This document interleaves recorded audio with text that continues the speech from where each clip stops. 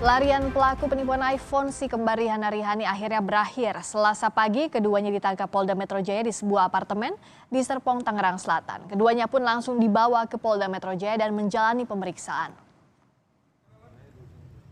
Setahun sudah si kembar Rihanna Rihani dilaporkan para korbannya ke polisi. Keduanya dilaporkan sejak Juni 2022 dan masuk dalam daftar pencarian orang atau DPO. Pelarian tersangka penipuan Rihanna Rihani kini berakhir sudah. Si kembar telah ditangkap tim Resmob Kepolisian Daerah Polda Metro Jaya usai ditetapkan sebagai tersangka sejak awal Juni 2023. Karena berpindah-pindah tempat karena tahu sudah masuk daftar pencarian orang, kedua tersangka akhirnya berhasil ditangkap di sebuah apartemen wilayah Serpong, Tangerang Selatan. Kursus komputer Unistama diajarkan secara privat satu persatu. Latihan kali ini bersama Mas Immanuel dari Papua nih guys. Mengambil paket kursus komputer Office 2. Yuk guys, bagi kalian yang ingin meningkatkan skill komputer, bisa daftarkan sekarang juga di Unistama Salatiga. Waktunya fleksibel, kalian bisa datang kapan saja guys. Pada saat ditangkap, pelaku ini sedang istirahat ya di salah satu apartemen karena dia ini sering berpindah-pindah dari apartemen satu ke apartemen yang lain. Pak, ini kan ditangkap, berarti langsung dilakukan penahanan selama 20 hari. Sekarang kita melakukan proses dulu Mbak ya. Di Reskrimum Polda Metro Jaya, Kombes Hengki Haryadi menyebut Polda Metro Jaya memang sudah membentuk tim khusus untuk mencari keberadaan Rihanna Rihani. Polda menyebut sudah menerima beberapa laporan korban dengan modus skema Ponzi dan terkait dengan reseller lainnya. Terima informasi bahwa ini modusnya adalah seperti skema Ponzi ya, dari reseller, range kerugian antara 200 sampai 800. Namun setelah kita dalami, sementara bahkan ada yang sampai 3 juta ini. Satu produk yang ditawarkan itu. Ya. Harusnya harga 12 juta, ditawarkan 9 juta sebagai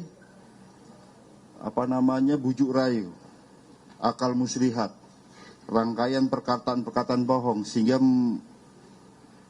memberikan suatu barang. Akibat penipuan si kembar, total kerugian para korban yang merupakan reseller iPhone ditaksir mencapai 35 miliar rupiah. Si kembar Rihanna Rihani telah menipu setidaknya 17 orang hingga Mei 2023 lalu dengan modus pre-order iPhone.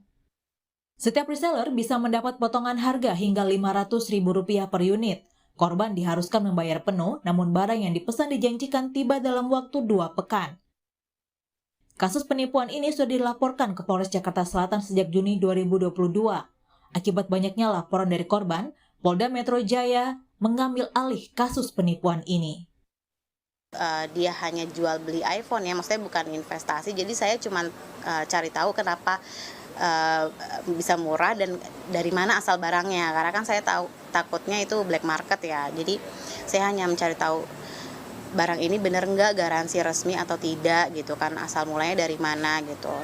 Lalu setelah itu ya saya coba tanya ke Rihani, bisa nggak saya mencoba berjualan gitu sebagai resellernya dia gitu. Dan kemudian dia bilang bisa kok gitu, nanti saya kasih fee. Total kerugian yang saya alami kurang lebih 6,4 miliar. Pusat Pelaporan dan Analisis Transaksi Keuangan (PPATK) akhirnya memblokir 21 rekening si kembar Rihanna Rihani dengan total mutasi mencapai 86 miliar rupiah.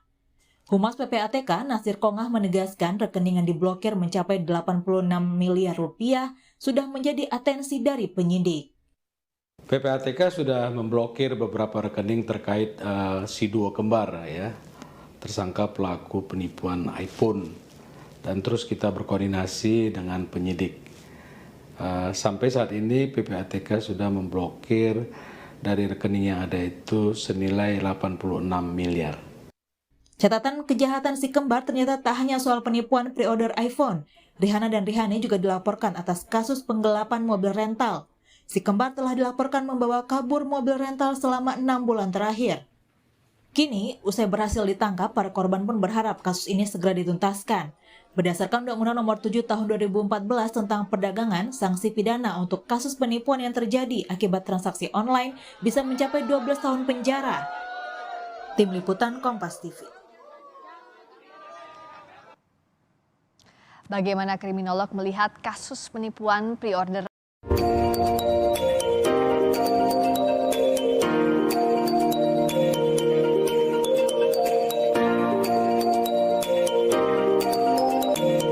iPhone ini hingga korban merugi puluhan miliar rupiah?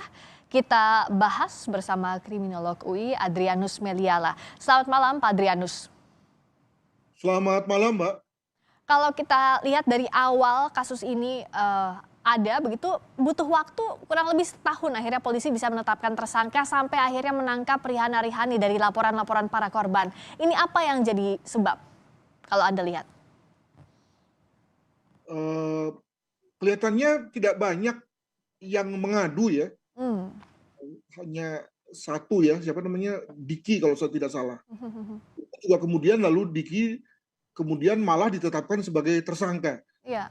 Nah, dalam hal ini polisi tidak melihat kaitan antara keduanya dengan Diki dan yang lain, tapi melihat pada Diki sebagai orang yang diasumsikan sudah nipu gitu ya, karena di bawah Diki juga sudah ada orang yang sudah setor uang dan belum mendapatkan barang. Jadi diputus di Dikinya, bukan pada Rihana dan Rihaninya, begitu. Nah, kalau dari modusnya sejauh ini apakah bisa dikatakan mereka ini penipu dan seperti apa? Akhirnya korban ini kan bahkan tadi yang ada di wawancara begitu merugi sampai 6 miliar lebih. Begitu saja percaya. Tentu saja ada dua cara pandang melihatnya dari segi pengamat ya. Pertama, ada kemungkinan mereka keduanya menipu. Tapi bayangkan kalau memang yang bersangkutan mau menipu, maka dengan uang 35 miliar di kantong, maka kalau saya jadi dia, saya langsung lari, putus hubungan, putus semua, ganti nomor handphone dan seterusnya, sehingga saya bisa menikmati uang itu dan lari keluar Indonesia misalnya. Ya, ternyata bahwa kemudian diketemukan di daerah Serpong itu mengindikasikan bahwa ini bukan lari, ini ngumpet ini ya keduanya. Ya. Apa bedanya gimana itu Pak Adrianus kalau melihat?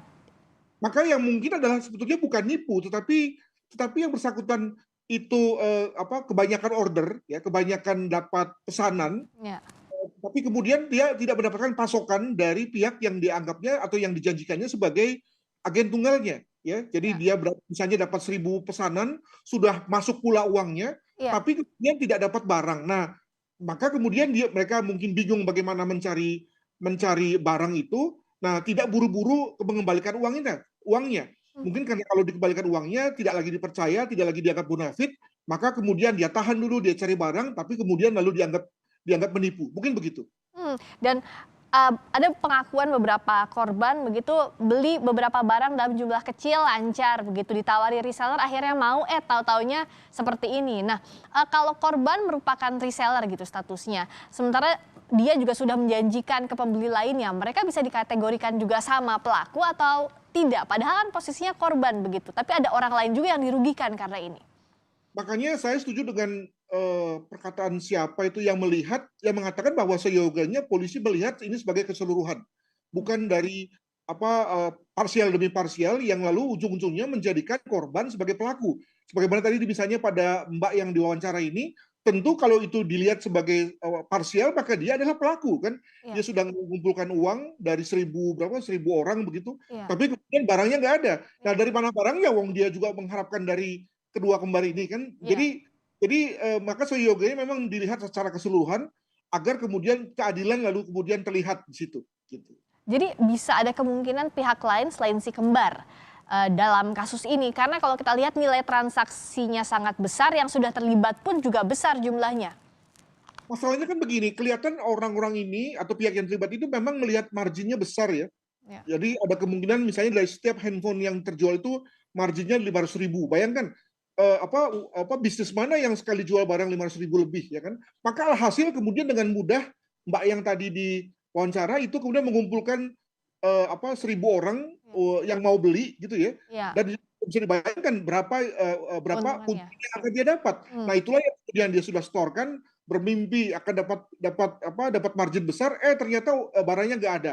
Itu juga yang kemudian kelihatannya ada di benak kedua kembar ini ya, dengan mendapatkan barang murah, tetapi kemudian lalu dan untungnya besar. Nah, sayangnya mungkin pasokan barangnya ternyata tidak besar. Ya cukup untuk pada pasokan-pasokan awal, tapi begitu kemudian orang berminat dan orang segera beli ya, pesan begitu, maka kemudian nggak cukup. Nah, memang inilah memang resikonya orang jual murah ya, sehingga kemudian lalu begitu banyak orang mau berminat dan kemudian lalu terjadi situasi default seperti ini begitu. Kalau dari sisi korban, melihat PPATK membekukan rekening, jumlahnya ada hingga 86 miliar rupiah transaksinya. Nah, apakah dana ini tuh bisa terungkap siapa saja yang menjadi korban dan juga dikembalikan dana-dana itu? Karena kan kalau dari sisi korban inginnya ya uangnya kembali, sesimpel itu. Selain juga kalau pidana tentu berlangsung. Saya kira dalam situasi ini jauh lebih mudah ya untuk kemudian para korban menerima uangnya kembali, tentu setelah melalui proses pengadilan yang memang rumit ya. Mesti ada penetapan pengadilan dulu, mesti ada inkrah dulu, baru kemudian dikembalikan. Mengapa saya katakan begitu? Misalnya dibandingkan dengan mereka-mereka yang misalnya melakukan kegiatan pinjaman online atau kegiatan fintech ya, betul-betul yang skema ponzi sebagaimana tadi dikatakan oleh Direskrimum, itu uangnya nggak balik tuh, itu uangnya sudah diambil oleh uplinernya. Nah, dalam hal ini saya juga tidak terlalu setuju bila dikatakan bahwa ini adalah kegiatan ponzi.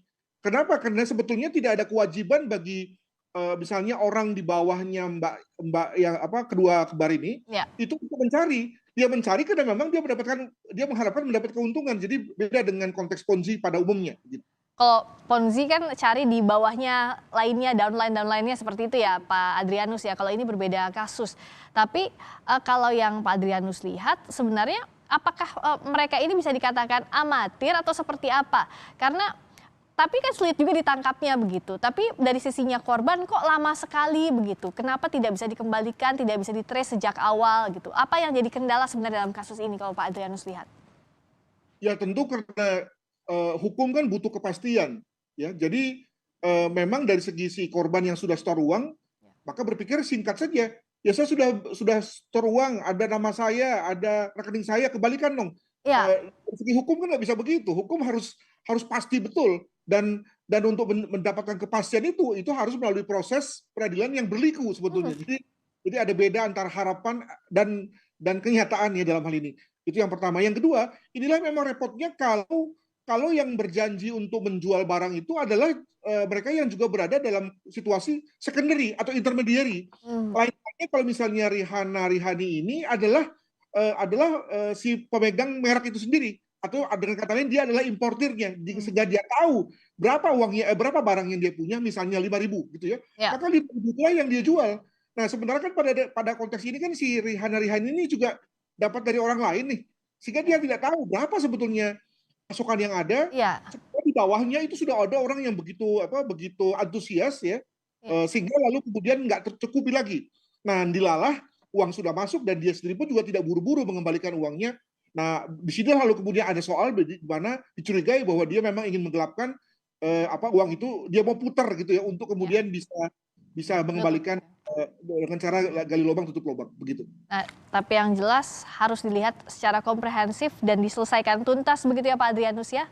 Karena banyak sekali pihak yang terlibat, ini jadi PR dari polisi. Terima kasih Pak Adrianus, kriminolog UI Adrianus Meliala telah bergabung di Sapa Indonesia Malam. Selamat malam.